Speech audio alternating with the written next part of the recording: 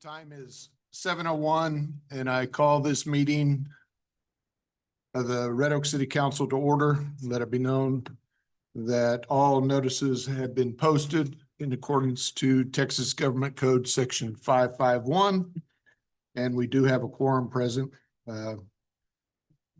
with Mayor Pro Tem Franklin, Councilman Flannery, Councilman Lightfoot, Councilman Smith.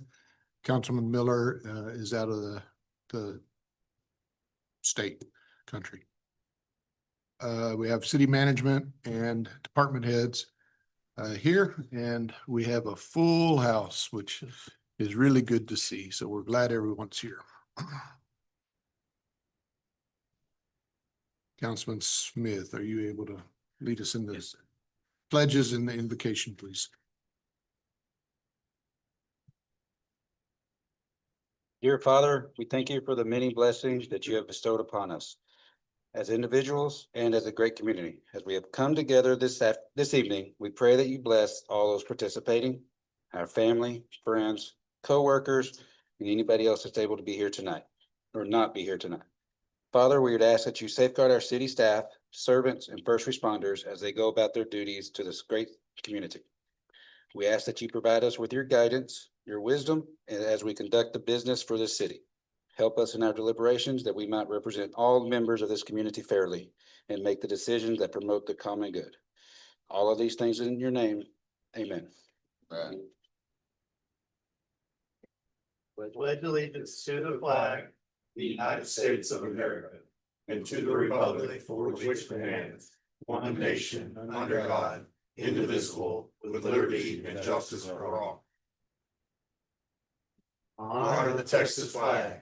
I pledge allegiance to thee, Texas, one state, under God, one and indivisible.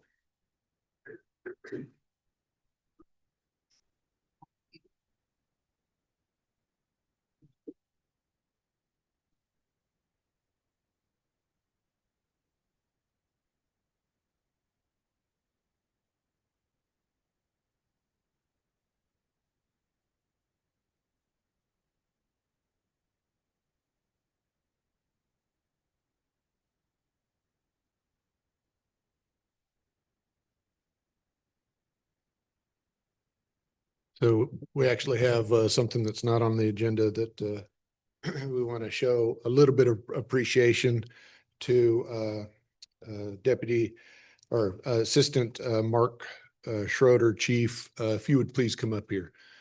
Chief Schroeder kind of took the reins of our police department when we were in search for our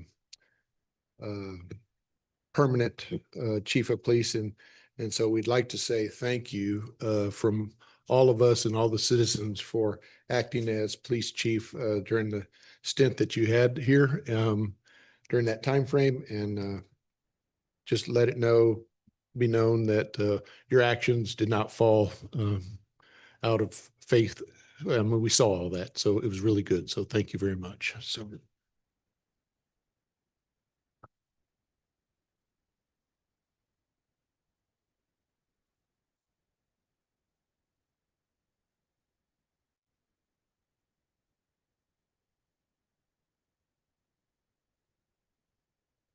We've got another exciting announcement, and it's the addition to our new police chief. And I am horrible about speaking and saying people's last names, and so please forgive me.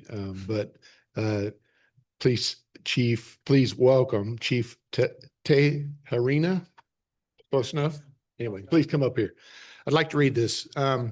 We're pleased to announce the appointment of Adrian Tejerina as the city's new police chief. He will officially begin his role on last Monday, the 2nd. He brings 25 years of law enforcement experience, along with prior military service, and a background including patrol operations, investigation, tactical response, departmental leadership, community focusing policing. He holds multiple executive law enforcement certifications and brings extensive experience in training, instruction, and crisis response. Most recently, Chief served as the Assistant Chief of Police for the city of Duncanville, Texas, where he led long-range strategic planning efforts, managed departmental operations, including budgeting, directed 65 sworn officers and 15 professional staff while advancing operation efficiency and community-focused policing. Throughout his career, he has demonstrated a strong commitment to public safety, professional standards, and collaborative leadership, aligned with the city of Red Oak's focus on building trust and maintaining a safe community. As chief of police, he will provide executive leadership for all police department operations, including overseeing personnel, policies, procedures, budgeting, resources, and public safety initiatives. He will also work closely with city leadership, staff, and residents to support crime prevention, enforcement, investigation, long-range strategy planning across Red Oak. He stood out among 58 applicants for his leadership, integrity, communication, relationships, building according to the city management. I'm honored and humbled. This is a statement from him. I'm honored and humbled to be selected as chief of police for the city of Red Oak Police Department. I look forward to joining this exceptional organization and serving alongside men and women of the department, and I'm excited to work collaboratively with the city departments and our Red Oak community as we continue to build a police department rooted in fairness, accountability, and transparency. City of Red Oak looks forward to welcoming you to the team, and we're doing that tonight. And I think he's got support from a lot of his colleagues from the city of Duncanville and others that he reached out to. He's got family here, which we're so excited about. And we just want to say welcome, and we're glad you're here.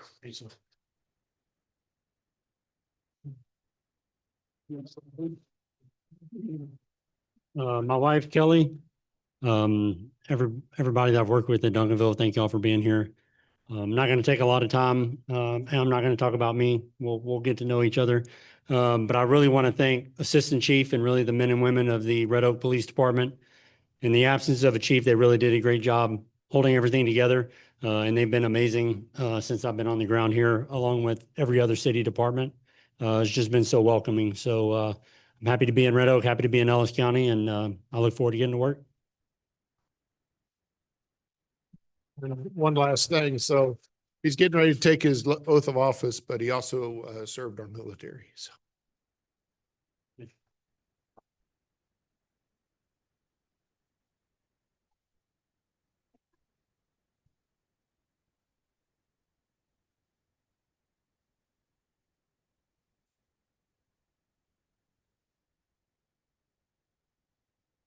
I'll speak up from,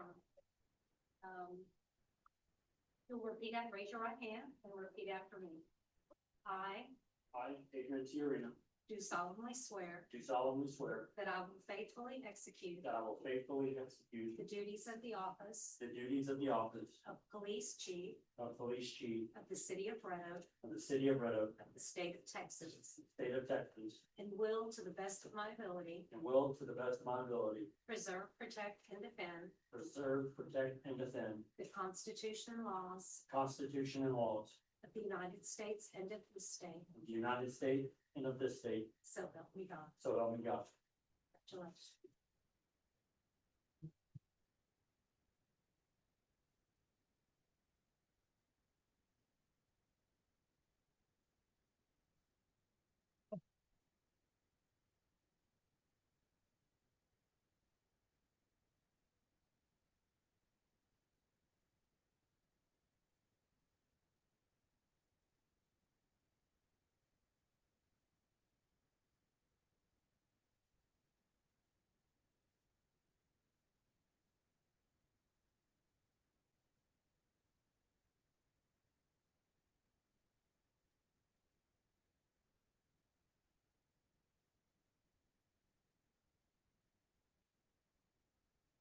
We've got a couple more of these introductions and recognition, so hang with us.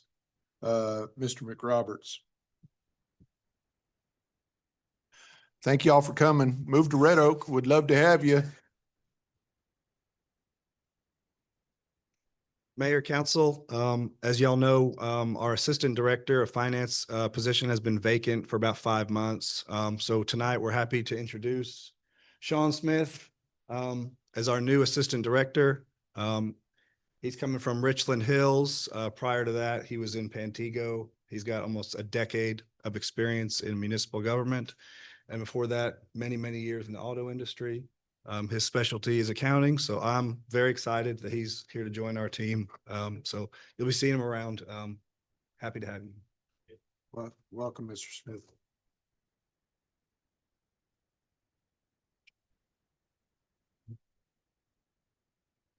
Chief Blanton. We got a slew of men and women that dedicate to firefighting, so. Mayor, Council, thanks for having us tonight. Thank you families for being here, for supporting your fellow supporting your firefighters and giving them up to us for a third of their life. I know it's hard on you wives a lot of times because things break and kids act up only when dad's at the station, right? So otherwise everything's hunky-dory. So we appreciate y'all taking the time out and giving them to us for a third of their life, a third of your lives. And there's just it's a small way for us to show our appreciation. We've got a couple different awards. We've got some our annual awards that I'm going to do first that are voted on by their peers. Each one of these individuals will be voted on by their peers and we're nominated for these. And then Chief Young will come up and we'll do some life-saving unit citations. Outstanding Service Award, sorry. The first, if I could get all these individuals as I call you up and bring your award with you. Justin Slovak, which is not here. He was at a pre-scheduled family vacation. Tyler Fain, Grant Bruce, Jared Ushery, Chief Nichols, and Chief Patricia. He's also on a family vacation. So I'm going to start off with Firefighter of the Year, although Justin Slovak's not here. Firefighter Slovak exemplifies professionalism, integrity, and dedication to the fire service. His commitment to the Red Oak Fire Rescue extends far beyond the city's daily call of duty. Justin plays a critical role in maintaining our department's Texas Interstate Fire Mutual Aid System, TIFMAS team, ensuring operational readiness and deployment capability. He coordinates annual wildland training requirements, maintains professional qualifications, and continually seeks advanced training opportunities to strengthen the team. Because of his leadership and dedication, Red Oak Fire Rescue continues to provide highly trained personnel ready to serve communities across Texas. Throughout the state, Justin is recognized as a standard bearer for our department. Tonight, we proudly recognize Justin Slovak as our Firefighter of the Year.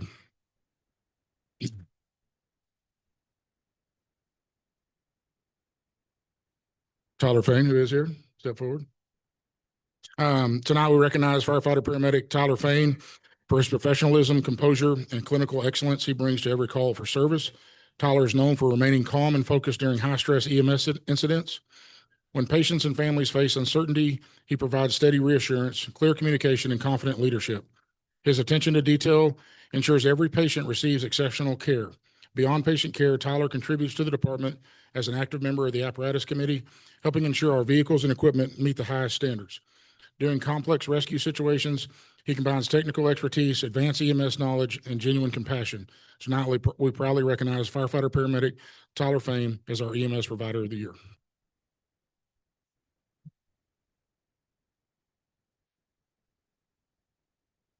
Driver Engineer Grant Bruce. Tonight, he was nominated by his peers. He is respected for his calm demeanor, technical expertise, and steady leadership. In high-pressure environment, Grant remains composed and focused while operating apparatus and supporting his crew. His thoughtful communication and experience make his insight valuable when guidance is needed. Grant approaches every aspect of his role with passion and professionalism, continually working to master the technical demands of apparatus operation while mentoring fellow firefighters. His quiet confidence, I don't know about quiet, but his quiet confidence and commitment to excellence has earned him the trust and respect of those around him. Tonight, we proudly recognize Driver Engineer Grant Bruce as Red Oak Fire Rescue's Driver Engineer of the Year.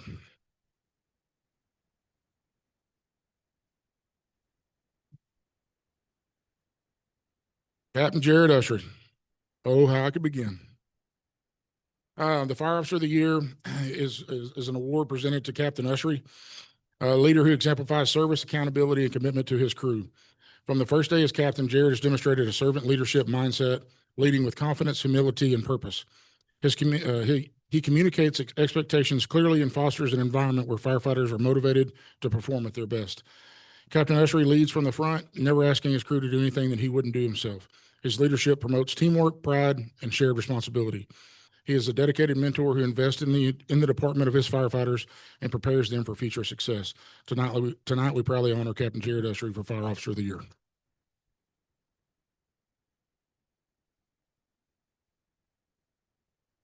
Chief Brandon Nichols. Tonight we proudly present the Pride and Commitment Award to Chief Brandon Nichols, a leader who consistently demonstrates both A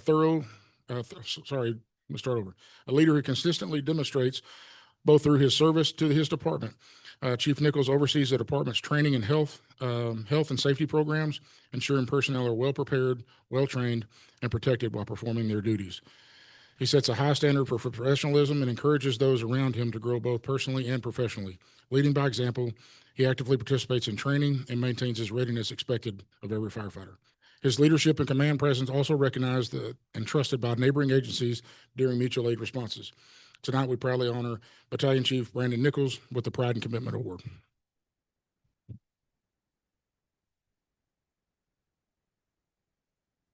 Last one of these we have for Chief David Patrica. He's not here tonight, but he texted me a few minutes ago. He is watching online. The Chief's Award is presented to the Battalion Chief David Patrica for his exceptional leadership, professionalism, and unwavering commitment to the Red Oak Fire Rescue. Chief Patrica consistently embodies the mission of delivering excellent service while helping shape the future of our organization. He is a strong advocate for the personnel on his shift, promoting training, aggressive tactics, and operational readiness that positions Red Oak Fire Rescue as a model for emergency service excellence. Chief Patrica skillfully balances numerous ancillary responsibilities while maintaining a daily operational demands of a battalion chief. He also represents the city of Red Oak with distinction as a member of the Texas Task Force 2, always willing to collaborate and sharing his knowledge. Chief Patrica strengthens the department through teamwork, accountability, and leadership. Tonight, we proudly recognize Chief David Patrica with the Fire Chief of the Year Award.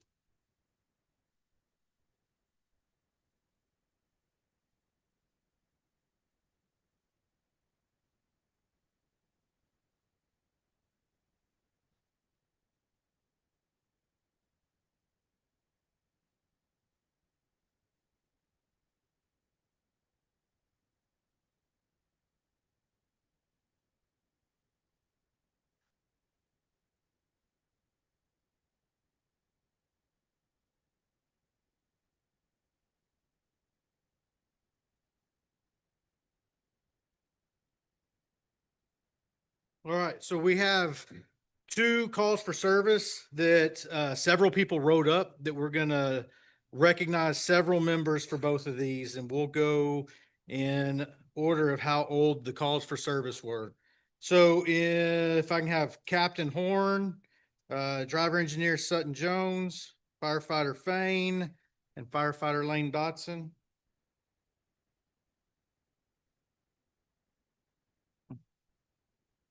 And then Chief Patrica was also on this call, but he can't be here tonight. On January 30th, 2025, Truck 181 responded with Rescue 181 and Battalion 181 on a mutual aid request to Maypearl for a water rescue. Initial reports indicated 2 victims had been swept off a roadway while riding a side-by-side ATV through high water. Maypearl Fire Department maintained phone contact with the victims who were stranded on a log approximately 30 feet from the roadway in a second body of water. Red Oak crews had no initial visual contact and faced an access challenge involving 2 separate bodies of water and approximately 100 yards of dry ground between them.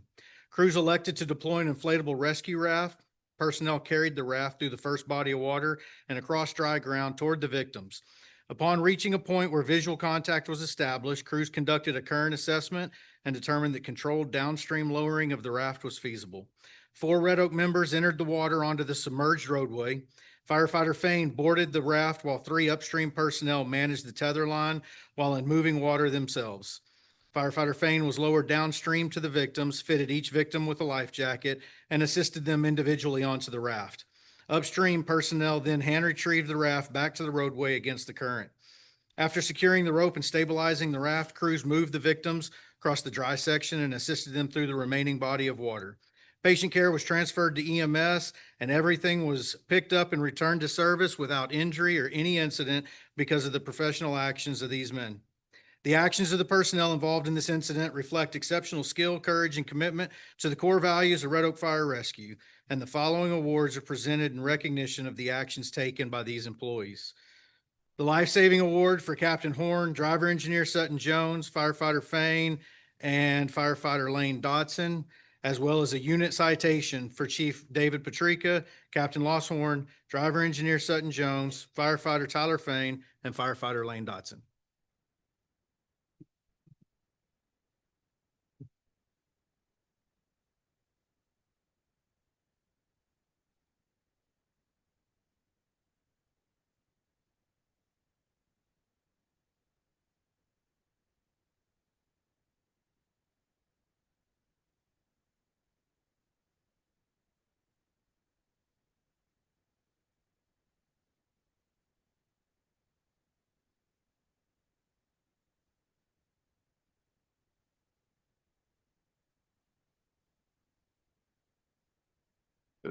Chief, hey, before you go, just so, and I'll probably get it wrong and he can correct me, but, people might ask, well, why did Maypearl, call to Red Oak? And the explanation that certain departments focus on certain, ability tasks and might not have the right equipment, whereas we're water rescue, correct? And so that's why Red Oak was called into Maypearl to help with that. Just like if we had one, we might have to call Waxahachie or something for their specialty, right? For a long time, Red Oak, the city of Red Oak was one of the few fire departments in Ellis County that had any kind of swift water team. There's a few more out there now, but we still get called on a lot because of our long-term expertise in that field. So there's still a lot of departments that, you know, still rely on our guys to come out there and do that. So that's why, just the layperson may not know that, but that's why I wanted to share that. Absolutely. All right, if I can have Captain Wilkinson, Mark Graff, is he here? He is. Firefighter Guerrero, Chief Yakovic, and Firefighter Kirby. Is that everybody that's here?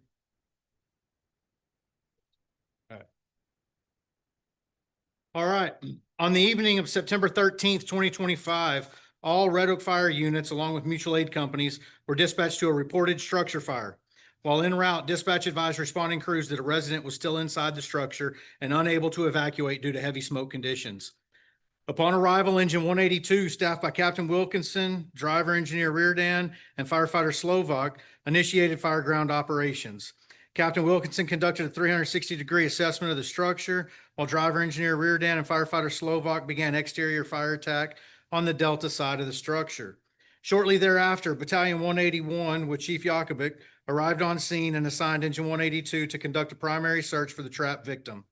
Truck 181, staffed by Driver Engineer Mark Graff, Firefighter Guerrero, and Firefighter Kirby, arrived moments later. Acting Captain Mark Graff was directed to join the search team, while Acting Driver Engineer Guerrero and Firefighter Kirby established a water supply to Truck 181. The search team, Captain Wilkinson, Acting Captain Mark Graff, and Firefighter Slovak, entered the structure from the front of the building, utilizing a thermal imaging camera to locate the victim. When the initial search yielded no results, the team repositioned to the rear of the building. There, Captain Wilkinson quickly located an unconscious male victim near the rear door with the use of a thermal imaging camera. Firefighter Slovak used a Halligan tool to remove the door, while Captain Wilkinson dragged the victim approximately 20 feet to the back porch. The victim was found to be pulseless and not breathing. Immediate and aggressive EMS interventions were initiated on scene, leading to the victim regaining an irregular respirations. Allegiance EMS arrived and continued advanced care. The patient was transported to the hospital with Acting Driver Engineer Guerrero assisting with patient care during transport. Following the successful rescue, all units remained on scene, completed fire extinguishment, and brought the incident under control. The coordinated efforts, rapid response, and decisive actions of all personnel involved resulted in the best possible outcome under the circumstance. The resident was discharged from the hospital on October 16th, 2025, and is continuing to recover from burns and related injuries. The following awards are presented in recognition of the outstanding performance, bravery, and professionalism demonstrated by the on-duty personnel during this life-saving incident. The Life-Saving Award for Captain Wilkinson, Acting Captain Mark Graff, Acting Driver Engineer Guerrero, and Firefighter Slovak, and the Outstanding Service Award for Battalion Chief Yakubik, Captain Wilkinson, Acting Captain Mark Graff, Driver Engineer Reardan, Acting Driver Engineer Guerrero, Firefighter Slovak, and Firefighter Kirby.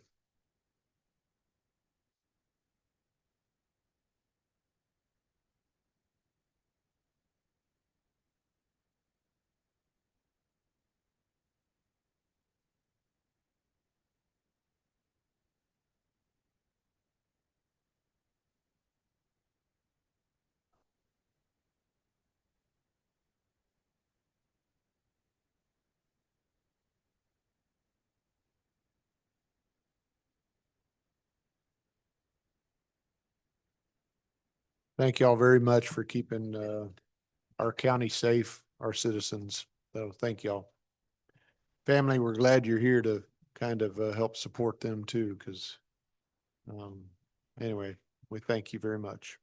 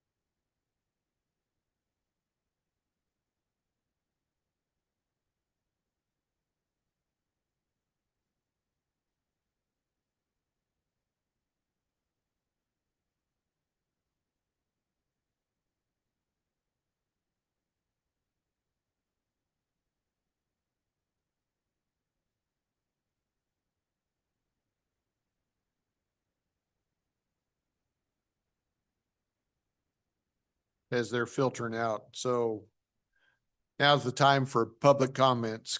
Public comments can be brought by any citizen that wants to stand and share any view or ask any question. If you didn't get a chance to fill out the public comments form, please do so. It'll help with our bookkeeping. We do have one that has been submitted.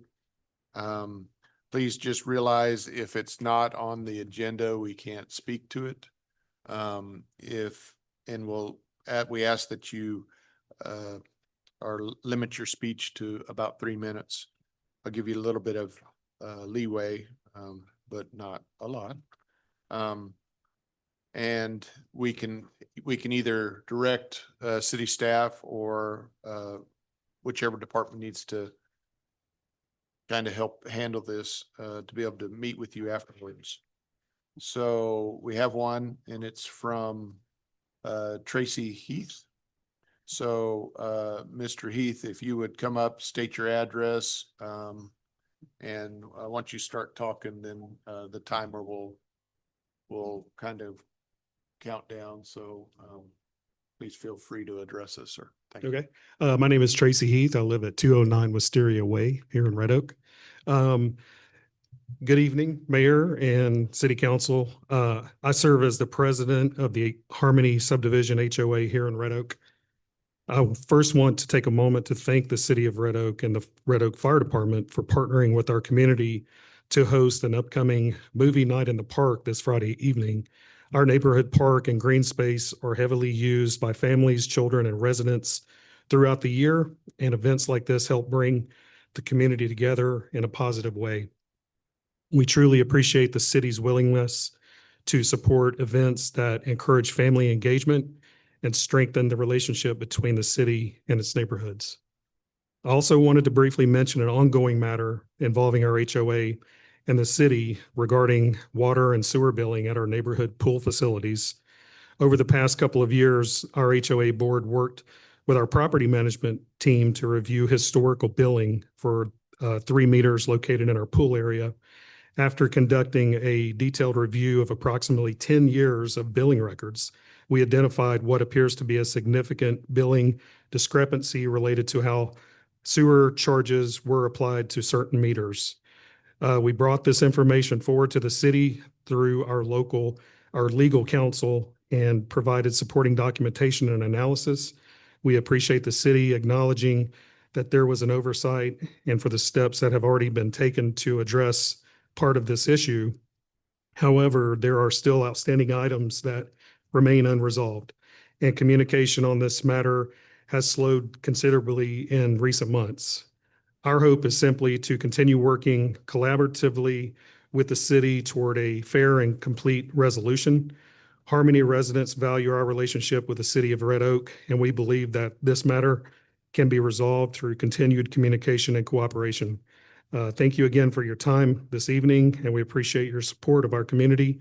And hopefully we can get on the agenda next month to talk about this further. Very good. Well, thank you very much, sir. Thank you.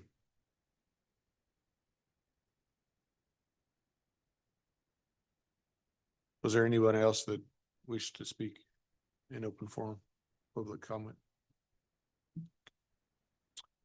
Okay, so we'll go on with the rest of our city agenda. The next item is what we call consent agenda. Consent agenda are items that are considered routine in nature, can be acted upon in one motion. Either myself or any council member or city manager can pull and separate any of these items 1 through 9 out and act upon separately. Council, is there any desire to have any of these items pulled out separately? Yes, Mr. Mayor, I'd like to put item 2. Item 2. Okay.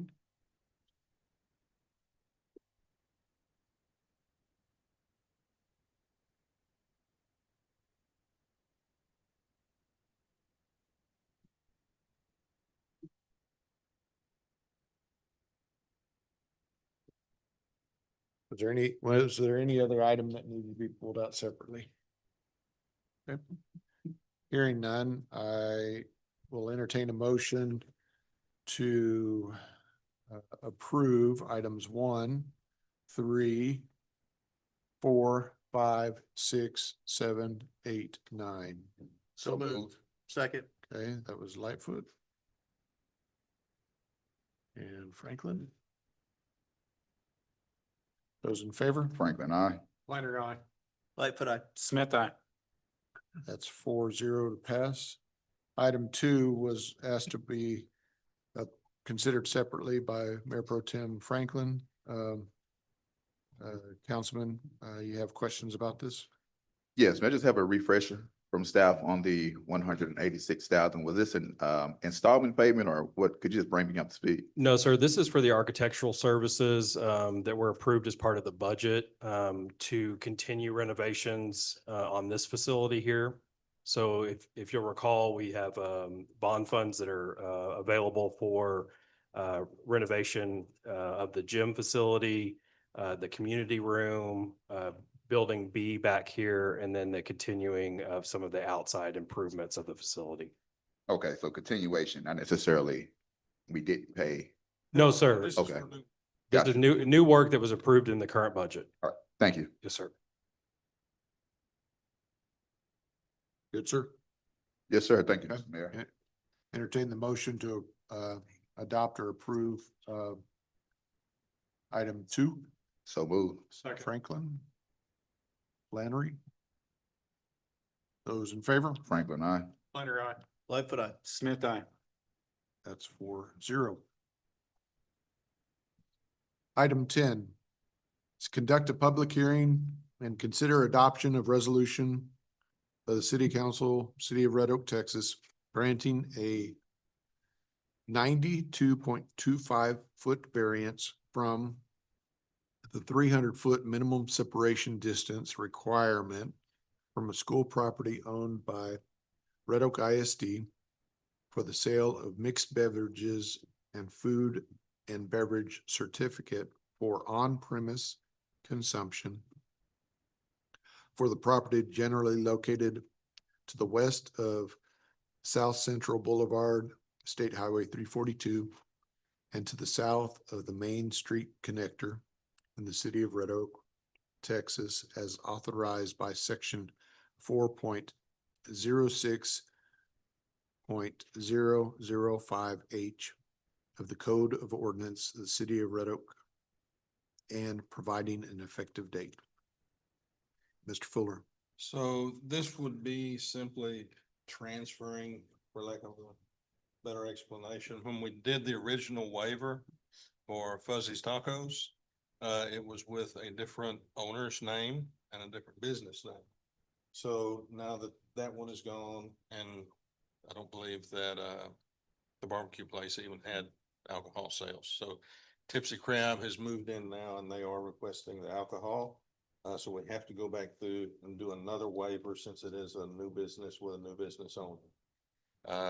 And it's simply because the driveway for the high school comes out kind of to the similar intersection. Staff recommends approval. It's been that way for years. It's just with a different business. All right, this is a public hearing and the time is that 7:38? Yes. Thank you. I'm sorry. We're gonna get a red clock so I can see that. I don't know. Somehow it's just the glare. Yeah. Is there anyone that wishes to speak for or against this? Yes, sir. You're representing Tipsy Crab? Okay, so you stand up, state your name, your address, and Good evening. My name is Oscar Gonzalez. This is my mother. And it's a family-owned establishment. And we actually when we signed the agreement, the lease agreement about 5 months ago, and we were from the beginning, we that was a concern, and I brought it up to my landlord. I asked him, is there any issues with us running a restaurant and serve alcohol? You know, I know it's definitely a concern that the high school is so close, and always look out for stuff like that before getting into any agreement. And he said there wouldn't be any issues. He believed because of you know, Fuzzy's Taco Shop being there, and the barbecue spot, I believe, also served alcohol. And I saw the place was already fully built out, so I had a full bar. So I really didn't think there was going to be any issues. But it turns out once we got months went by and we were getting the money together to apply for the licensing, once we find out that it's actually too close because of the driveway. So it's an unfortunate situation. Like I said, I do understand there's a big concern because of the high school being so close, but we would definitely train all our staff, you know, get them all TABC certified, and have security on premises, you know, on the evenings, and make sure there's nobody consuming alcohol under the age of 21 or being overserved. And because I know it's definitely a big concern. And So don't let them get too tipsy. don't say. Don't let them get too tipsy. Yeah. Just the crab. Crab can be. Yeah, and I know that was when I remember the name situation. Even the guy that's helping me with my license, he's like, that's gonna be a big concern. He's like, because the name, and I'm like, and I honestly, we chose the name because now social media is a big part of standing out, and I'm running a business now. So I was just like, I want people to see the name and know exactly what we saw. I was like, crab and beer, you know. I was like, that's why I chose that name, and I thought it was a catchy name. But we for sure don't want anybody being too tipsy. And we'll definitely be providing free Uber if anyone does. But yeah, it's honestly just a very tough situation, and I mean, but it really will break us if we are not allowed to do it, just because the profit margin is on the food is very small, and that's how most businesses survive with inflation right now. They survive with the profit margin from the alcohol, not really on the food, especially with seafood. So I really appreciate if y'all could help us and and we'll definitely, work and, follow any special rules or requirements y'all will, implement. And, another note is that our busy times, is normally during the game on evenings or throughout the day on weekends. So it's when the high school is probably gonna be closed. Okay. But I appreciate y'all's time and, I hope we can, make something happen. Sure, very good. I'm sorry, Karen, did you get the address and stuff like that? Yes. Okay, okay.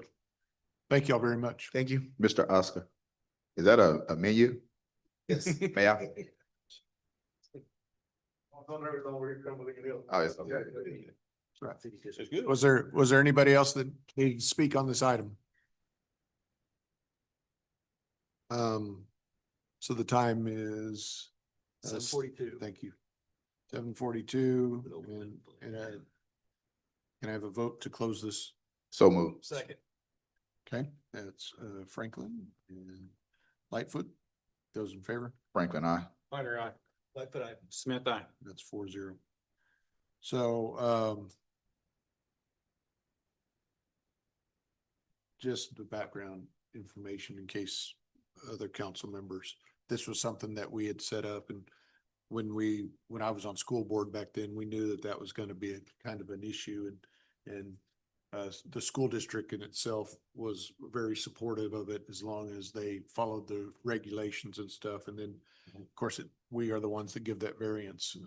And so we've been supportive of anybody that's in that area. Again, that's economics. We want to see you succeed, and we're sure not going to put a damper on there. So that's my opinion. They get to vote. I just get to state some things. They were concerned because it wasn't first, they thought it was going to be on their side of 342 and not where Fuzzy's was. And so when I said to them, it's where Fuzzy's was, they were supportive. So, you don't have any problems with that. I do have a question. Maybe legal can answer this. So it's interesting. It's 300 feet for a public school, but it's 1,000 feet for a private school. You can't tell me that private people don't go out there and drink. So, anyway, I think that's interesting that at the state level, it's 1,000 feet, and, for public schools, it's 300 feet. So, anyway, council, any other, discussion? I think it's unfortunate that your landlord didn't let you know that upfront, because I'm sure that would have been a big part of your decision to go there. I'm glad we're getting this squared away. I'm sorry for the lost revenue up to this point, because I have been there. The food's good. Would have liked to have had a beer when I was there and I couldn't. So Yeah. Glad this is up for vote now. Okay. Entertain a motion to adopt this resolution. So moved. Second. That's, Franklin, Flannery. Those in favor? Franklin, I. Minor eye. Lightfoot eye. Smith, aye. That passes 4-0. Is this anything we could change on that building? Or No. every time if? Because That it's new new business. property. Yeah, Property it's line. by the user. So if it changes to a new owner with a new business, we'll We have to do it again. Thank you, appreciate it. Unless Hagan has something different. That's what Bob told us. No, that's my understanding as well. You didn't have to worry about it. It was all good. We're glad you came, though. That means a lot to come up and talk. So we appreciate you doing that. So. Appreciate y'all for being understanding, because honestly, but it's a really tough situation. Sure. We're Now, gonna be there. we're good partners, and so we really do try to work things out. So, thanks for bringing it to our. Really wanna get involved in the meeting and see if maybe we can do something to, Well, so the second Monday of every, month, we have, dinner, so we might have to kind of organize that. So we'd be happy to. No, it's not, but it's just a suggestion that maybe staff can look into that, because that might help, councilman here. We see that he's withering away. Actually, I included chicken and turkey into the diet, so Oh, nice. it's not just fish. Okay, very good. But I will stop by and support. Yeah, yeah. I'll stop by. Yep. Hopefully you'll go see the chamber on your way out to become a member. yes, actually, I spoke to them already, so I'm looking into becoming a member of the chamber of commerce. Yeah, he's right over there. What a coincidence. Now we got you on tape, so you can't back out. Better catch him way out. You can't back out now that we got you on tape. Yeah, I got you. All right.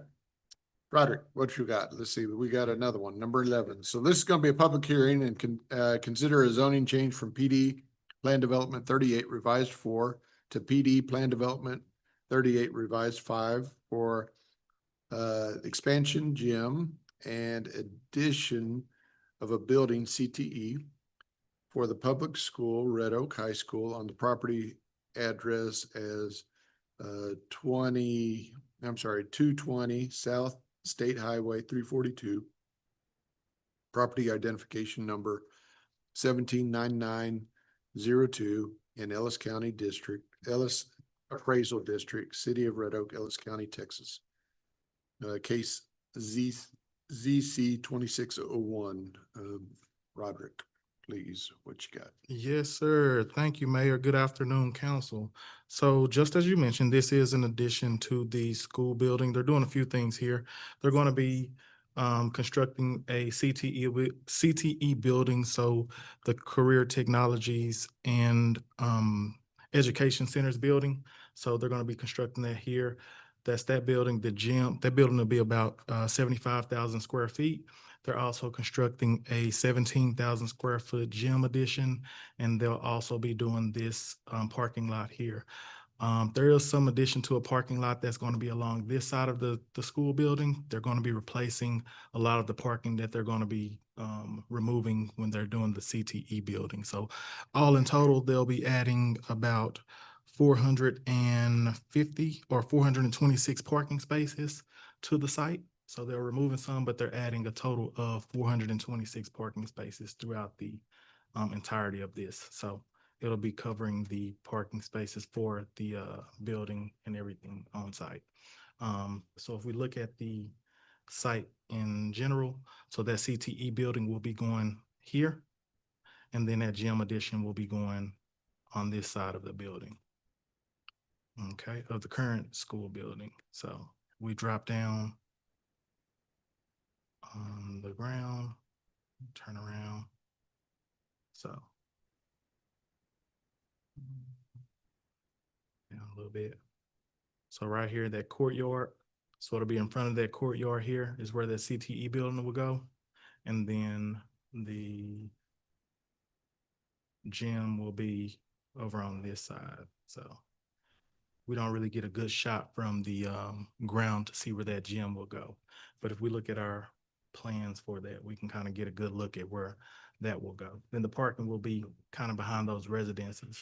So if you guys remember, I believe last month we came in and kind of looked at the addition of the new practice field and track area that we did. That parking lot will go over there. We kind of touched on that as well,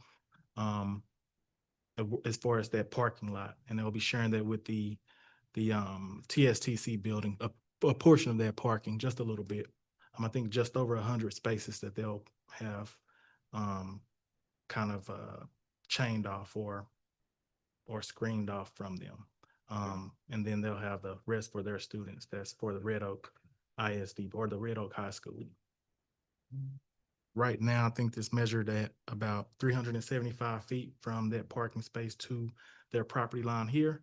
And then from that CTE building to their property line, that's about 145 feet from the closest point to that building.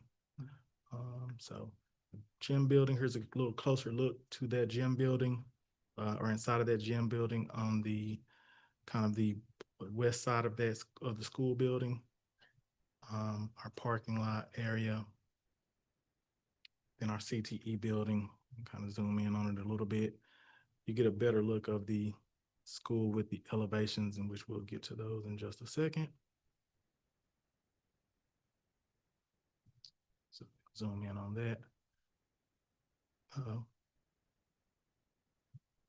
So that building will look a little bit like that. So we're looking from the back of that CTE building. So it'll be a 2-story. In that area, some high ceilings here as well. Looking which direction? That's looking from the back. So if we're Looking west. In the east. right, so we're looking from Lawrence, if we're so looking at it. west. Mhm. Okay. Then it's the side of that building as well, that CTE building. This is from the opposite side of that building. Then from the rear again. And then this is another view from that kind of overhead view. And this is going to be the side view for that gym.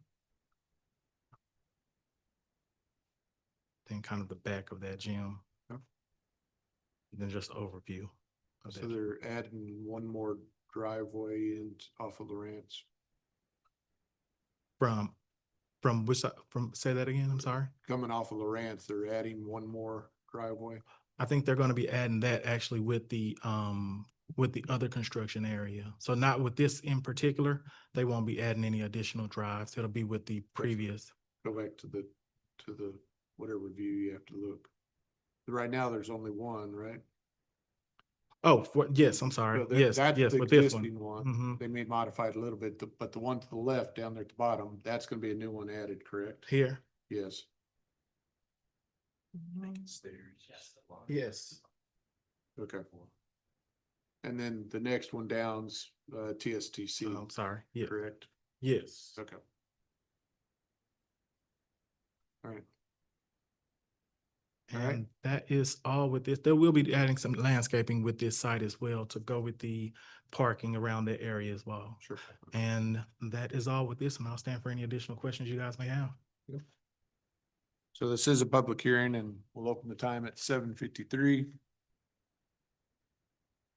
Was there anyone that wishes to speak for or against this?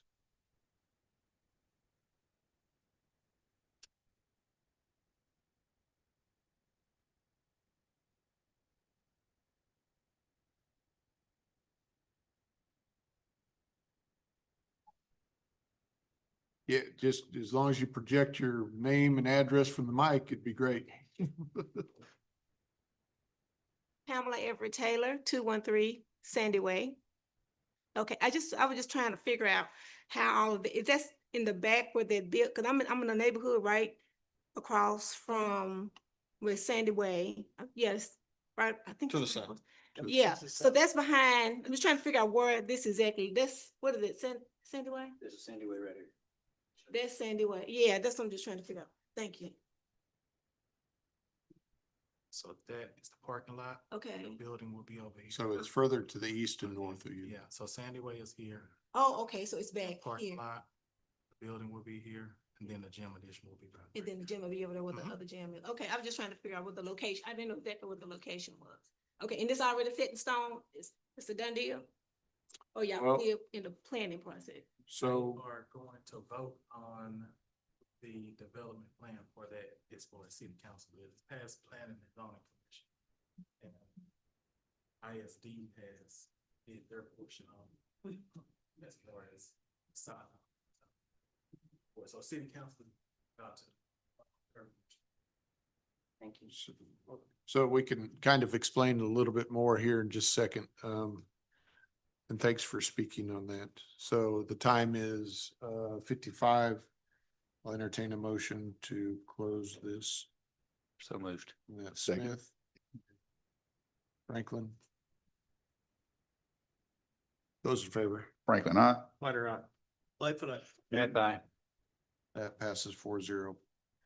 And I'm sorry, I missed your name. Ma'am, what was your name? I'm sorry. Okay.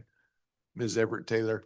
So something interesting that we found out, which kind of helped clarify last meeting when they were looking at the soccer field or the small sports field and the parking lot and stuff. We, by legal state law, cannot refuse where a school district wants to put a building on their property. We can ask for enhancements like trees or moguls or things like that, if I'm not mistaken. But if they have this land and they want to put it right up next to a neighbor, we just ask them to consider being a good neighbor, but we can't say you can't do that. And so now that Roderick showed you where we're talking about, and you can kind of see where your house might be on Sandy Way up there. The stuff that this is more further north and to the east of where your house might be, okay? And it wasn't until we had legal counsel here to be able to advise us last time, because they were wanting us to push that practice field and the parking further north and away from them, but they could have put it right on the property, whatever legal distance away from the property line that they wanted. And they were kind enough to rework their plan to scoot it a little bit further north. So they were really trying to be a good neighbor to you citizens along that way. So does that help? Okay.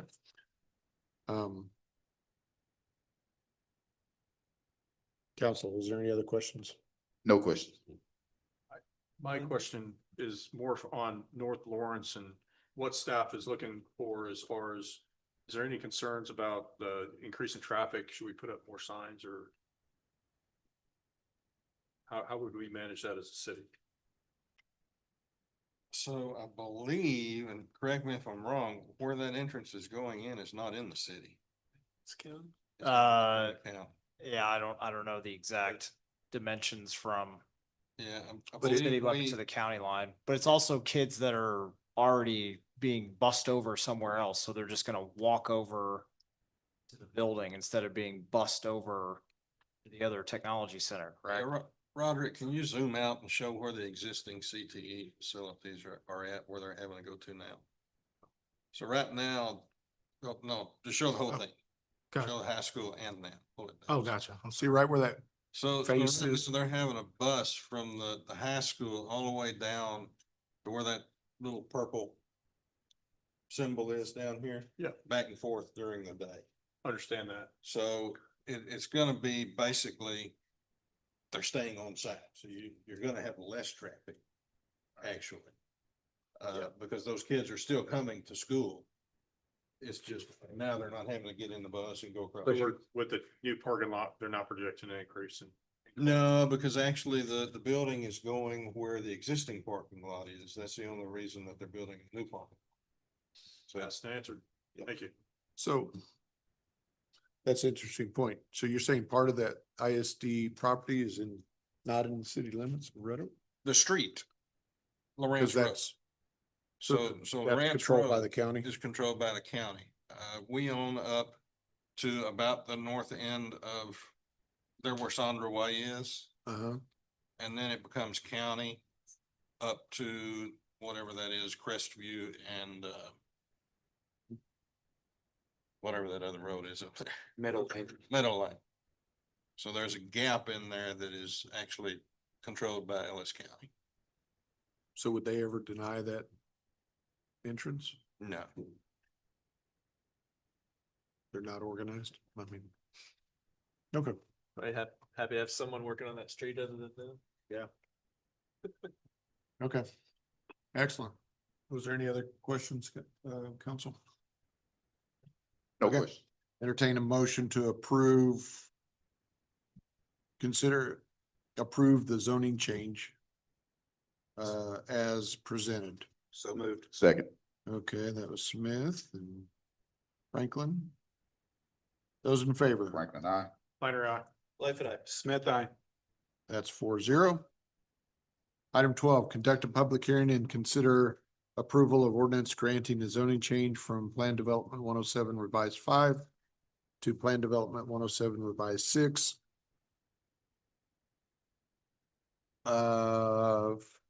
For the approval of a development plan with commercial uses on the site generally located on the southwest corner of Harmony Way and North Interstate 35 and described as Lot 1, Block B of the Red Oak Legacy Square Addition, City of Red Oak, Ellis County, Texas. Roderick, please go ahead. Yes, sir. Thank you again, Mayor and Council. So this one is, just as you've mentioned, the, the applicant is looking to approve what's described as Lot 1. However, they're in the process of getting their final plat approved to make this a Lot 3 and 4 for this one. And also they have, well, I'm sorry, for Lot 1, 2, 3, and 4, for this one. So they're kind of subdividing this larger tract and making it into smaller tracts of land, which will ultimately be Lot 3 and 4 is what they will be developing for this one. So it looks kind of a little funky on here, but they're just developing these smaller tracts that are right here. Okay, so kind of blow it up for what they're looking to develop. This one will remain the larger tract. They're just going to develop the smaller tracts that are down below here. Okay. This is just south of the movie theater. Yes, so we were gonna go to that next, so you kind of see exactly where it's at. So just south of B&B, is where this gonna be at. So just along here, that's gonna be adjacent to the residential area that's gonna be just to the south of there. So they will be adding a masonry screening wall along that southern property line, along with some 3-inch caliper trees spaced every 40 feet along that area as well. They'll also be doing that along the I-35 right of way as well for that buffer Just the area. trees. Yes, the 3-inch caliper trees along both of those, their residential area as well as that I-35 corridor. And then along, like I said, the residential area, they'll add that masonry screening wall as well. Then we'll get to that, those driveways. They'll also have, what's required along that southern property line is for them to have at least 25 feet before you get to any type of commercial buildings, and they'll definitely have that. They're gonna meet that. They're gonna be well over that, actually. The distance between here and there, I think we actually have that on one of the buildings. One of our drawings. Inside of here, I want to say, I can't remember what the distance is off the top of my head, but this distance here to this of this fire lane is going to be 24 feet. Then we have a driveway, which is going to be a good 12 feet. So we're going to be well past that distance that's required for our distance requirement for the southern property line. So we're not going to be too worried about that that meeting that southern property line distance. We don't have any uses or any current tenants that have been provided to us currently. However, all of the additional requirements as far as landscaping and parking have been provided for this one. They're going to be adding 75 parking spaces on Lot 4, which is going to be adequate for that site, along with an additional 75 on Lot 3. So they're going to have well over the required parking spaces for this one, and that's really going to be the gist of this one. I'll stand for any additional questions that you guys may have.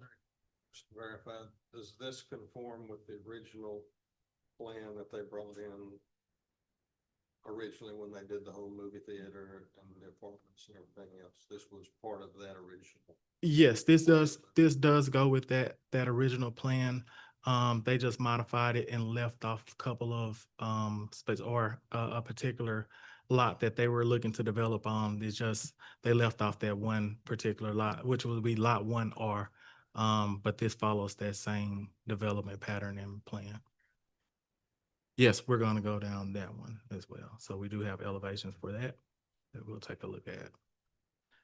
This is just look at their monument sign, and then kind of look at their elevations. Although this does have suites, this is just a potential of what may go there, not necessarily what will go there on this site.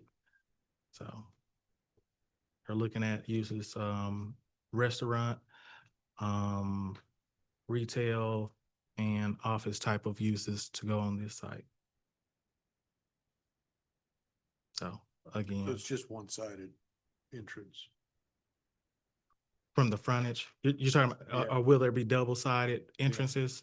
Yeah, right now they're showing us just frontage along, as far as entrances will be facing the I-35 side. Right. And then it's got a backage road behind it that's to serve the rest of the development as well, in the future. Mhm. I think what you're So that referring. drainage, that drains to, Drains to the current culvert that goes on.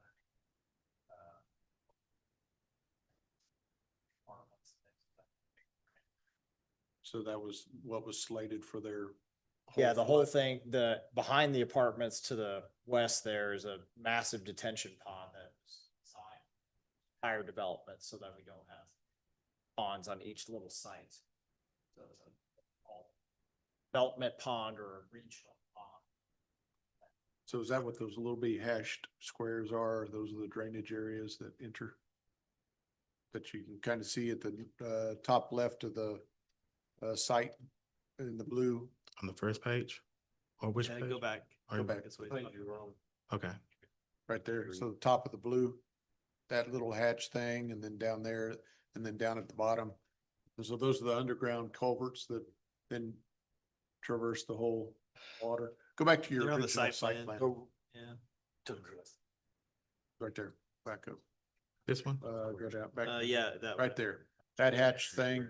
So that's the flume, but then also down at the southwest corner of that development, lot four, go to the right, right there. Here's out here. That one right there. Those are pavers, so the Oh. right side. Decorative. Like stamped concrete Okay. throughout, and so we've kept that theming throughout the whole thing. Okay. Yeah. The drainage is that in that middle right. That there. 44, 40, that 6 tunnel.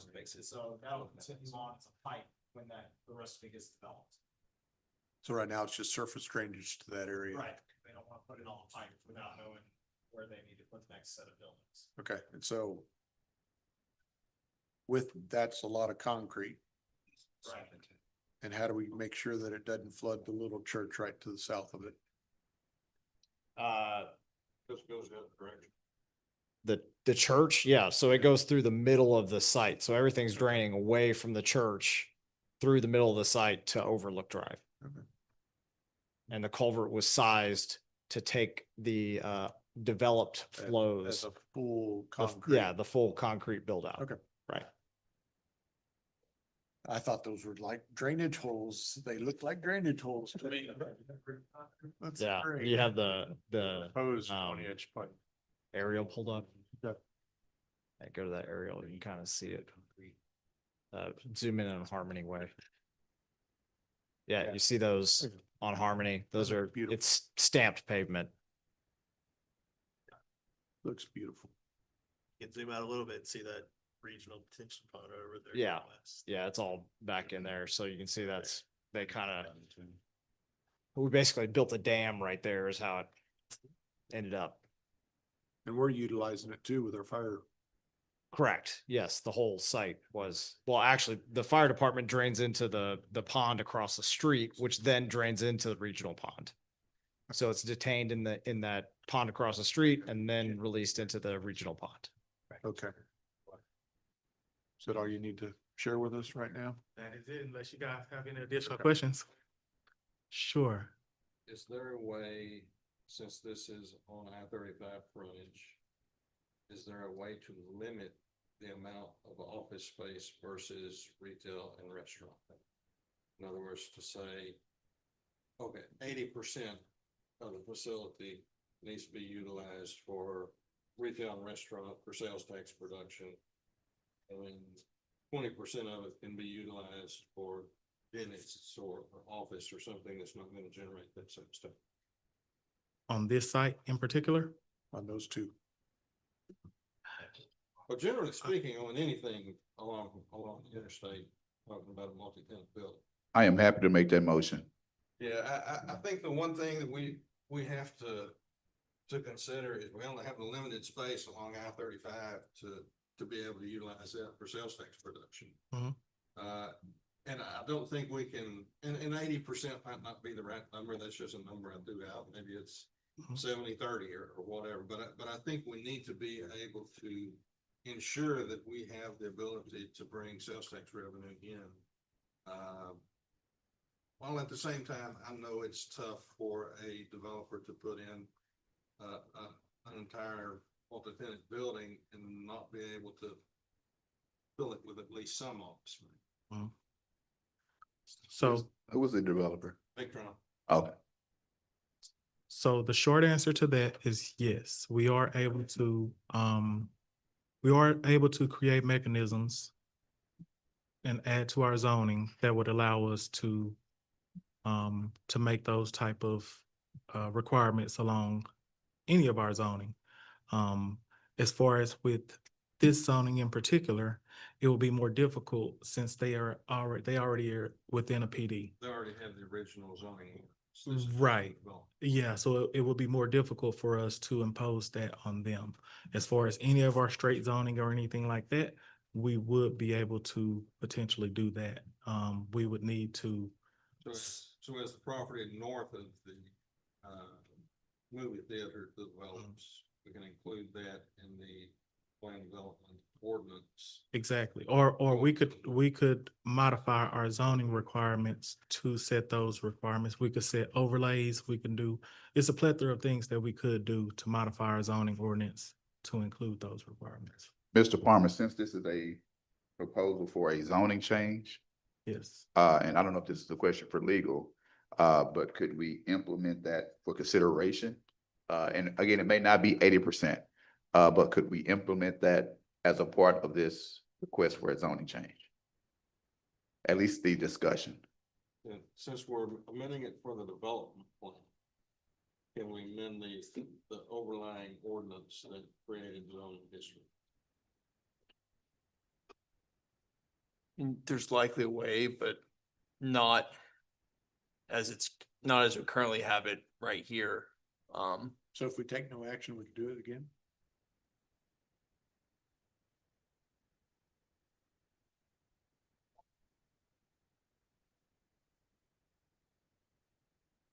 Well, I seem to recall that there was going to be office space on the site, but it was going to be behind the frontage. They were building actual office complex that was gonna be set back behind the frontage properties. Now, I'm just concerned because I'm seeing office names, dental offices and stuff right on the frontage, and that's concerning that we get office back here and office up here, and we limited with our sales tax generation. I'm not certain, but I'm sure there is, yeah, a way if we took no action to implement a way where we could put some sort of not density requirement, but numerical limit on the number of office spaces, but we can't just amend this as it's currently written to do that today. So if we vote no on it, then it'll go back. Probably We table it, because if we vote no, Yeah. then it's 30 or 60 days before they bring it back, Bring right? it back again. Is that not correct? Something like that? Yeah, I think the correct move would be to table it. Who is the developer here? I would like to know. Okay, could you come up, please? So yes, the applicant could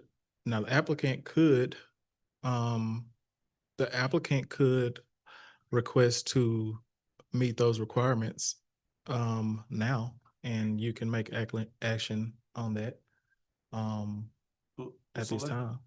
Let's open, I still need to open, right? First, Yeah, so you can- with discussion, right? Yeah. Okay, Table it. so let me open the thing before I ask you to speak, sir. So that is, it's 8:15 and we will open this for discussion. Now, sir, please state your name and. Good evening. My name is Jeremy Nelson. I'm with Westfall Engineering, 805 Dove Creek Park, Midlothian, Texas. Okay. Perfect. I'm here to answer any questions. Sounds like we have a little bit of a discussion here. I'll start with this. Yes, sir. Thank you for coming. I mean, You're welcome. my initial question is, do you already have potential clients? who are- We do not. The images seen on the facade plans are just merely representations at this time.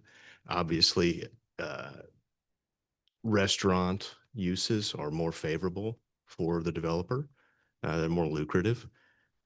With that comes a more restrictive parking code. I don't think I'd be able to speak tonight on if they'd be willing to amend the zoning to put a cap on the office space. I don't think that they would necessarily be against that. I would just certainly need to confer with them before we do that. I mean, obviously, we would request that we move forward with approval, but are certainly open to any discussions with the city.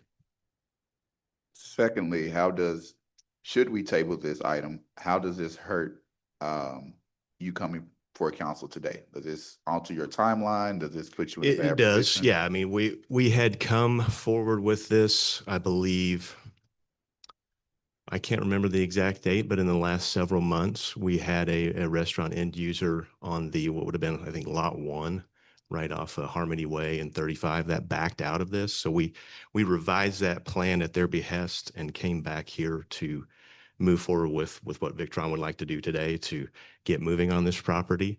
And that's why we're here now. Otherwise, we would have been with a more detailed development plan on lots 1 and 2 north of these 2 lots. That would have been part of that as well.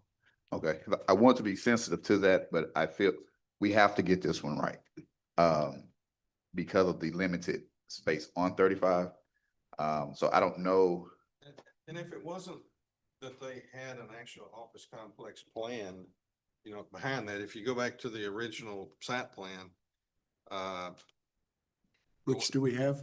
yeah, well, it's this one here. Oh, something, you want something different than? No, just go to this page here. One that had the little blue. The original. Yeah, the one over with the aerial. That one part of the Yeah, there you go. There you go. So the idea of the original plan was the site where it says site, there was going to be an office complex behind that. And you can see the little square buildings back there. That was what was originally planned to go in there because you have that off of the frontage. Yeah. And then you have the retail and the restaurant on the frontage. So that's my only concern is, you know, I think the facilities look fine. I think everything lays out fine. I think it's a great thing to do. I'm just a little bit worried about we're taking up potentially too much space with office. Yeah, I understand. On the backside of the frontage, is that what you mean? Too much space there with office? Actually, this was all gonna be retail restaurants here. And then along Harmony Way. Uh-huh. And then back here, this area was going to be an office complex. So that's what I'm getting at. I mean, we already had an office complex component within the development. Mm-hmm. And I'm worried about now that bleeding over into the retail section along the frontage road. So you worried about potential office uses across the retail frontage on 35? Right. And that is just based off the images that were on the facade plan, though? Well, that's what got me thinking about it. Understand? Yes, I mean, it's still a concern either way. Okay. I mean, and I think that Victron's original intent, unless they've changed that, was that would be a retail restaurant. Oh, for Tenant sure. building. Yeah. And that's what I'm saying. I don't think that we have a problem if, you know, you Some run facilities- out of parking spaces because you got 3 great restaurants and now we can't fit in a 4th restaurant. We can't fit in retail, so we have to put in office. That's fine. You got 75% of the building already filled up with sales tax generation. But if you come in, you have 1 restaurant and now I've got 3 office spaces. Yeah. I've got no generation of revenues for our highway frontage. Understood. And I know that's what they intended in the first place. Mhm. And so I just brought that up when I saw the pictures with dental office and this other stuff. Understand? Okay, any other questions?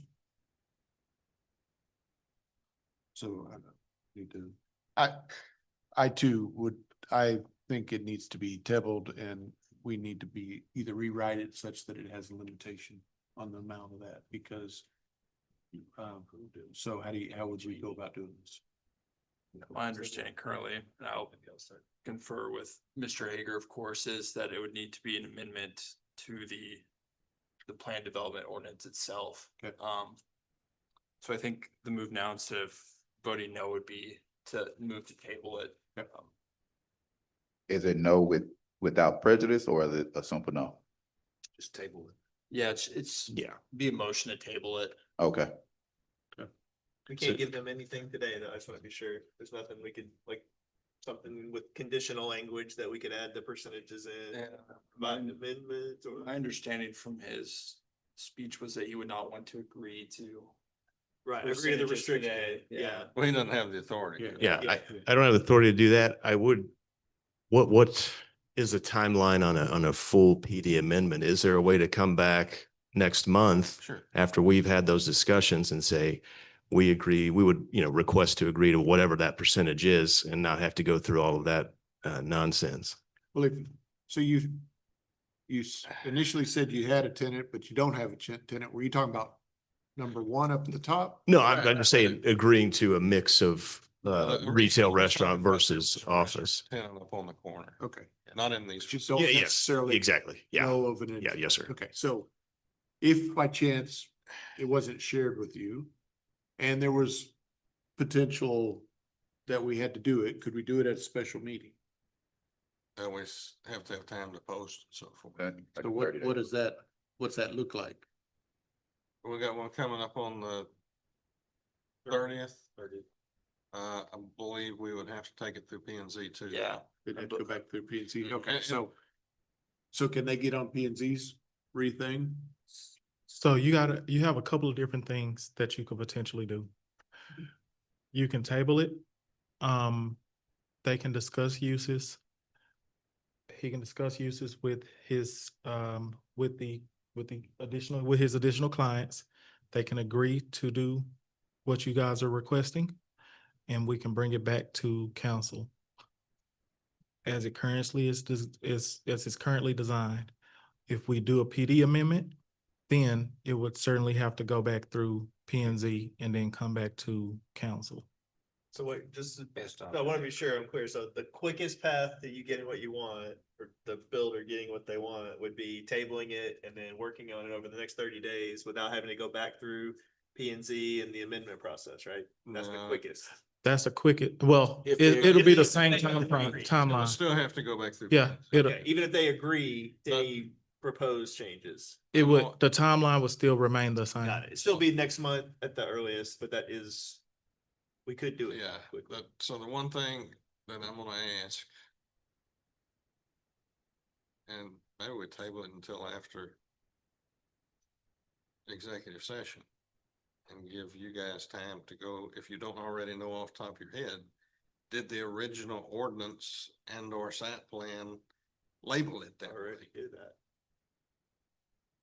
With the percentage. Or- Well, just the not area. even just percentage. But this area Yeah, was it's just was a retail restaurant. Retail Oh, restaurant. gotcha, okay. So if it says retail restaurant on the original map, then it's 100% retail restaurant. Okay.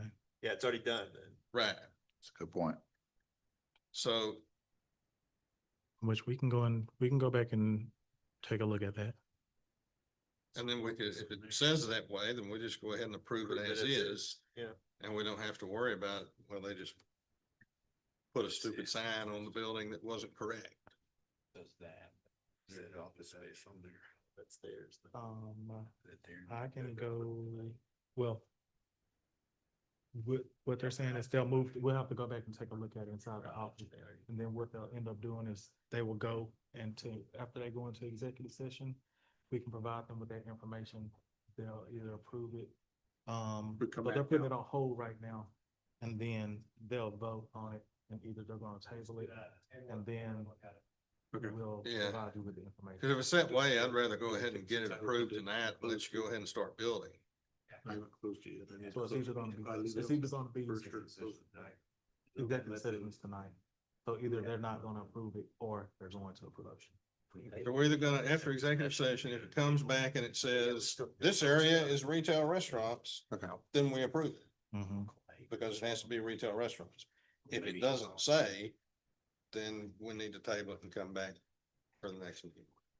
All right, so the time is 8:25 and I'll entertain the motion to close this public hearing. So moved. Franklin, Flannery. Those in favor? Franklin, I. Smith, aye. That's 4-0. All right. Now you Now know. I entertain a motion to table this agenda item. So moved. And Oh, I'm that- sorry, I would, No, I don't. I need to amend. We don't have to table it. We don't have to table it. Not yet. Take no action until we come back out of executive. Yeah. All right, Right. scratch that. We'll address this after executive session. Okay, all right. Now we have our departmental reports. Ms. Beasley. Oh, okay. Yes, you're gone. Thank you. Let him do his first. Is there anything we could? Good evening, Mayor and Council. Just a couple highlights from this month's report. If you guys have not already received them, and hopefully you have, we have one last batch going out tonight, is the mailer. So we mailed again a full list of our 2026 calendar of events. So we were able to get that out a little bit earlier and make sure that we included all departmental events on that calendar, as well as if you had a chance to flip it over, has some additional information, important phone numbers, information about our website, and social media and stuff like that. So gave a little bit of a spin to it this year, and hopefully residents will be appreciative of that. So that went out last week. And like I said, the last one, like this coming out. The last batch went out today. In addition to that, we did start our Sunset Cinema tonight. So we had our first movie at the Oaks Park. So we consider it a success. We saw a lot of very happy faces out there engaging with our police department this evening. So excited for you guys to see the photos from that. And then we are continuing that weather dependent, as I knock right here, throughout the rest of this week. And I will take any questions anybody may have in addition to this month's report. No question.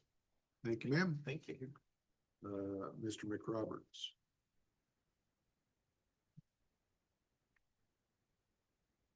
Mayor, Council, I just want to touch on a couple things. First and foremost, we'll be back on the March 30th for a special meeting to approve our audit. Everything, we're in the very late stages of the audit process right now. Everything seems to be going really good. So we look forward to getting that behind us and winning another GFOA award for that. The other thing is I just want to touch on February is probably the most important month in finance as far as the general fund goes, because we get December sales tax, but we also get most of all of our property tax. So as of right now, we've collected 97% of our property tax. So the revenue curve is really skewed because it's all kind of collected up front. But we got our December sales tax, which was obviously Christmas. And it was our highest recorded sales tax month ever. So we had a little bit of a down October. It came back in November, and it was really, really a good month in December. So things are going good. Expenses are on track. I'll be happy to answer any questions. Good news. Thank you. Okay. Thank you very much. Chief Bland. Good evening again. Just wanted to highlight a couple things. On February 16th, we sent George Guerrero and Randy Clark along with the DeSoto firefighter to Canadian, Texas for the wildfires up there. Our crews were gone for right at 14 days. They assisted with several wildfires, including the 8-Ball fire that burnt. I didn't make up these names, so just those. I don't know where they come from, but I didn't make that up. So it's 8-Ball fire that burned 13,500 acres. They were repositioned from Canadian, Texas, all the way down to Marble Falls on February 21st. They assisted with the Cedar Gulch fire that burned several hundred acres. They were then repositioned over to Bastrop on the other side of 35, where they were immediately called back to the Llano area for the Granite Valley fire that burned over 170 acres. Our crews had a very eventful deployment. They were able to assist our fellow Texans on several fires, and they made it back home safely on March 1st. So just wanted to highlight that. Station 3.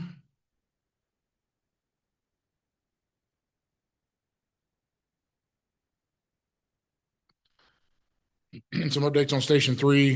They've completed installing the structural steel for the apparatus bays. You'll see some of those pictures here in a minute. Each one of those beams weighed over 12,000 pounds. So some pretty significant steel going up in the air. This week, they're continuing to work on the MEP, or the mechanical, electrical, plumbing rough end, and the roof decking on the apparatus bay side. Next week and for the remainder of the month, they're planning to pour the concrete mezzanines on the living quarter side as well as the apparatus bay side, roofing over the living quarters. So it's progressing along. It's looking really good. If you want to stop by there, feel free to give us a holler. I can meet you out there and show you around if you'd like. We did get word today that we should be doing the final inspection on our engine 182 towards the end of April. I don't have an exact date yet. And then looks like we'll be doing pre-construction on truck 183 the first week in May, with still anticipated delivery in December of this year. In our annual report, we were able to put it out this month. In 2025, we had 3,701 calls for service, which resulted in 5,235 apparatus response. We had over 1,452 overlapping incidents, which is 39% of our call volume, and crews spent over 5,700 hours on calls. And the ratio for 2025 was 66% EMS calls to 34% fire calls. Other than that, I don't have anything unless you have any questions. No, I just gave you a lot of information. Thanks, Chief. All right, thank you. Ms. Amanda. I just have a quick update on recruitment. In February, we added one new hire, which you met earlier today, Mr. Smith. We currently have 6 positions posted for applicants, and next week we will kick off more firefighter interviews as we try to fill all of those vacancies for the new station. Last Friday, the Employee Appreciation Committee hosted a luncheon for the National Employee Appreciation Day. I think it went well. I just want to thank the committee for all their hard work in planning that event. I don't have anything additional to add for my monthly report, but if you have any questions. Thank you, ma'am. Thank you. Mr. Bedford. Mayor, Council, just a couple of updates. We did get the results back on our network penetration and vulnerability testing. Our external, which is attacks from outside, we are very good. We have blocked those. We did pass that one with 100%. Our internal has a few issues, so we've got some challenges there, some ways to improve, but we are protected from the outside, and the inside ones are mostly just patches and things like that, but that turned out all right. And then we had 2 major AT&T network outages this month. They affected all kinds of things, cell towers, everything. And they were caused by a boring company cut through the line 2 different times. And hopefully they're through doing that. So our fiber that you approved back during the budgeting season last year will help take care of those types of situations. Once that's in, that would have kept those 2 outages from happening. It won't protect all of them, but it would have protected those. So we're getting there. So that's kind of my updates, unless you have some questions. Thanks, John. Good. Thank you. Ms. Fuller. Good evening, Council. The library had a great month of February. Our circulation is up over 50%. Our door count is up over 40% for the month. So we've been doing really well. This week, we are celebrating spring break with programs all week. We will have the Pro Tech truck out on Friday. So if anyone wants to come and do some programs with us, we'd be happy to have you. And the last item I wanted to highlight is we have formed a partnership with Workforce, Texas Workforce, and they'll be coming out each month to offer hiring services and learning opportunities for job searching. And if you guys have any questions. Thank you, ma'am. Thank you. Mr. Cooper. Good evening, Mayor, Council. Best time of the year for Parks and Recreation. Spring is here. We're busy. So in addition to seeing city crews out mowing and taking care of our lawns and parks, you'll start seeing Brightview trucks, and that's our contracted service. So you'll start seeing them. They started last week. I also wanted to report that baseball and softball reported 345 registrants for this year's season, along with 311 for soccer. So our sports facilities will be busy this spring, and we look forward to providing those services. So happy to answer any questions you may have. Thank you, sir. Thank you. Thank you. Chief, first time, yay.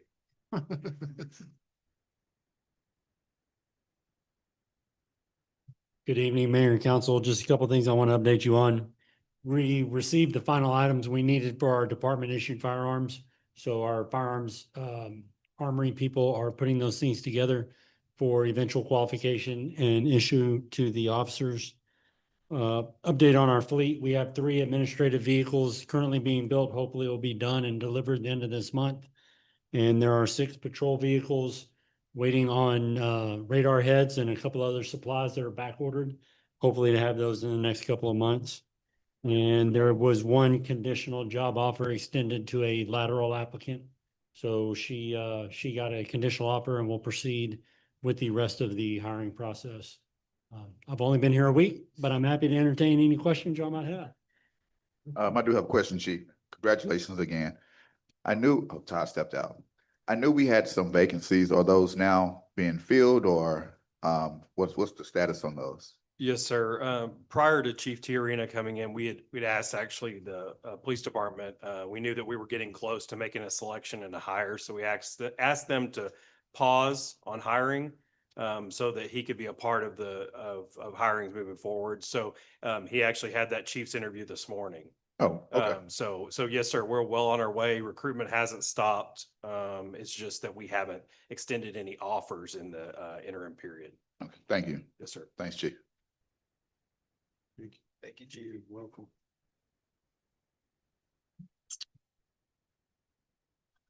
Oh, boy, got to change. Yeah, my first time too. Yeah, that's right. Good evening, Mayor, Council. I'll be stepping in for Mr. Benford tonight to give you a Public Works updates. We'll start off with your favorite, Dobbins Elevated Storage Tank. You're all well aware that the tank was lifted earlier last month. That all went well. They did get the roof panels installed just in time for all the rain. The crews are currently working on the interior floor plates. So they'll be getting that wrapped up, and as soon as they're done with that, they'll start coating and painting the inside. Otherwise, in general, the project's on schedule so far. So hopefully ending by the end of this year. Next, we've got Live Oak parking lot improvements. All the pavement has been installed at this point, including the entrance to the baseball fields. The additional sidewalks have been poured and the raised crosswalk. If you haven't noticed it yet, drive down Live Oak and you will. They're currently working on the electrical for the light poles and the irrigation. Moving up to Yule Road, the Hilco has come out. They've completed all of their relocates, but Spectrum had some infrastructure that was on their poles. So we're working with them currently to get them to relocate their utilities as well. So then we can demo the poles. But our contractor's been busy in the meantime. They're working on the stormwater infrastructure on the west side of Yule. So that one's moving along slower than we intended, but it's moving. Hickory Creek sewer line, all the 8-inch sewer line has been installed at this point. Contractors have been prepping for testing. They should be getting the tie-ins completed over the next couple of weeks. That project's well ahead of schedule at this point. So after those tie-ins are complete, they'll do some abandonment and then work on backfill and get it all wrapped up. And the last one I want to mention is Pratt Road. We did have our crews go out and they did some core samples all throughout Pratt north of Avila Road. Just to confirm that the base material was actually existent. And it is, to our surprise. There's about 1/2 inch to 1 inch of chip seal, but it does have a pretty good foundation underneath the road at Pratt. So we do think that we're going to be pretty confident moving forward with Texas Materials later on to do a full depth fill and overlay. So hopefully next month we'll have that proposal for you. Yep. Good. That's all I've got for now. Unless you have any other questions. Good updates. Thank you. Thank you. Thank you. Very much. Thank you. Okay, so the time is 8:39 and we will go into executive session. We do expect to take action possibly once we come back out. So 8:39.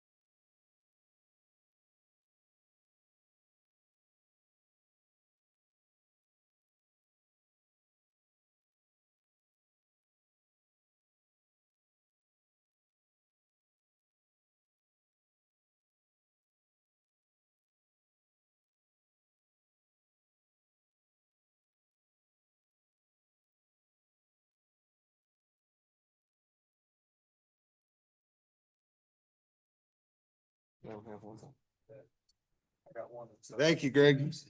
All right, the time is Okay. I appreciate it. 10:45 and we will reconvene out of executive session. We're gonna go back to item 12, which we've already held our public hearing. And we are here to consider approval of ordinance from item 12. And my understanding is what? So you had mentioned you wanted to table it and come back next month so that. Okay.